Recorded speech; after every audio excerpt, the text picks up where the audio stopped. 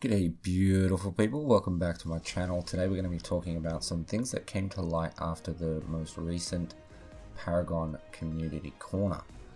In the Paragon Community Corner they talked about a couple of things, some exciting stuff that has to do with the major patch that is coming out in the next month, which I believe is version 42, I could be wrong, I'm pretty sure it's version 42, which is effectively going to be the biggest thing that's ever happened to Paragon.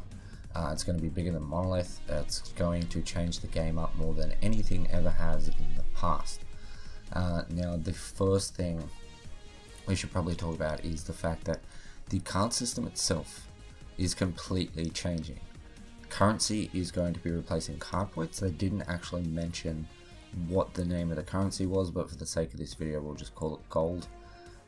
So there's not going to be any more card points anymore. It's going to be a numerical currency that'll be earned by killing minions. Whether there is a difference between getting a last hit or not, whether you get any gold for not last hitting, remains to be seen. But this is going to allow them to have a much more varied cost of items. The way they explained it was if they wanted something to sort of be 1.3 card points, the current structure doesn't allow for that, the current economy does not allow for that. But if a 1 CP potion was effectively going to be 100 gold, they could then, because they have increments of 1, make a 1.3 based card, which would be 130 gold. Hope that makes sense. The economy is also going to be uncapped, which is exciting.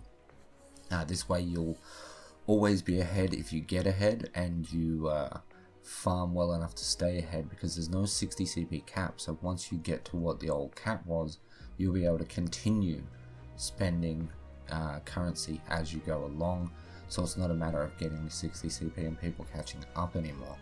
They're also apparently going to be able to reduce the amount of wood usage via this change, whether that means that they're going to be more expensive, or it's going to be some sort of effect on a card that you wouldn't want to put on every type of hero. Whatever it is, we're not absolutely sure of what it is, but what we do know is it's going to make heroes like Wraith and Kalari especially, a lot better than what they are, a lot more useful. Kalari is effectively going to get a huge buff without even having any of the stats changed.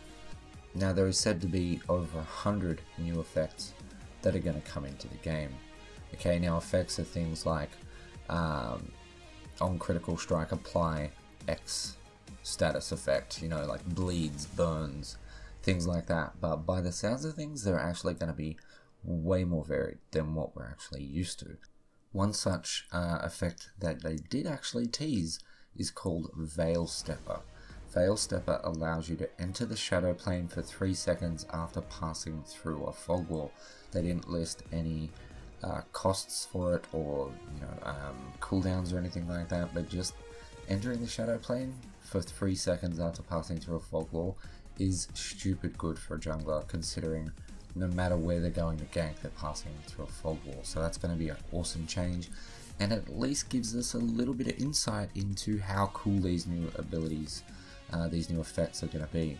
So one other thing that's changing within the card system is the actual affinities themselves. Growth and Order are going to remain with their same name. Intellect is going to become Knowledge, Corruption is going to become Death, and Fury is going to become Chaos. Each of these affinities will have effects applied to cards that are only available within those affinities. The really good thing about this now is it's not a matter of X hero is Corruption and Intellect, so they have access to some of the best mana regen and best ability penetration. So technically, if you had the same type of hero, same sort of damage output, but they were Growth and Order, technically the Growth and Order would probably be at a disadvantage because the Corruption and Intellect have the better cards. That is not going to be the case anymore, because you may very well have some extremely good effects that are available in Growth or Order that you do not get in Corruption or Intellect. So the build structure is going to be ridiculously more varied. It's an exciting thing, especially as a YouTuber, because I've been wanting to do themed decks for so friggin' long. I love theory crafting. It's one of my favorite things in the world when it comes to video games, theory crafting builds. And I'm stupidly excited at the future of Paragon and deck building, because it's going to allow me to make some ridiculous things and show them to you guys.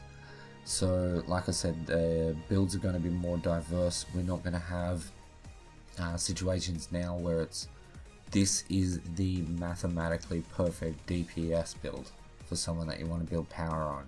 If you're doing it differently, you're wrong, because these effects are going to ridiculously change the way the game is played.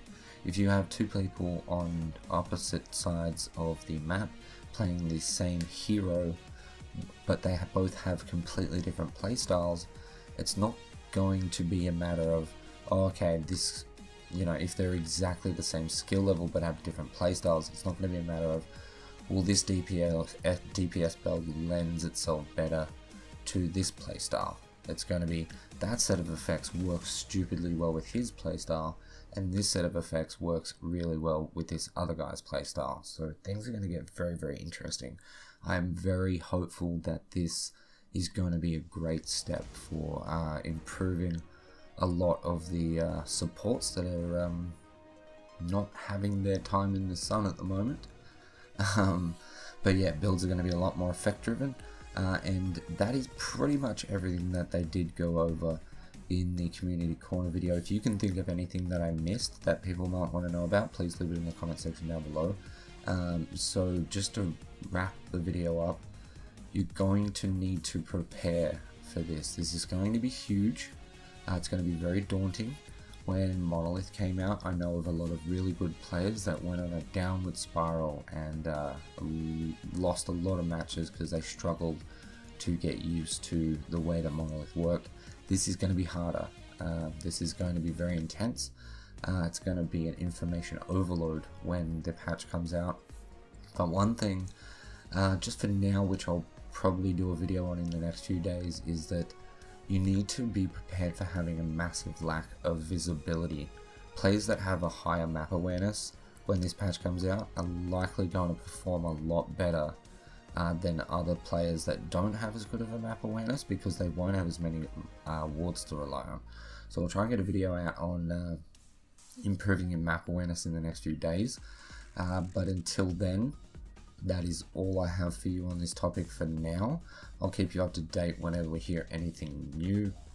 But with that said, guys, if you did enjoy this video in any way, shape or form, please smash the like button, leave me a comment and let me know what you think of this awesome change that's coming, and subscribe if you're not already, guys. But with that said, thank you so much for watching. I love your face, and I'll catch you in the next one. Peace.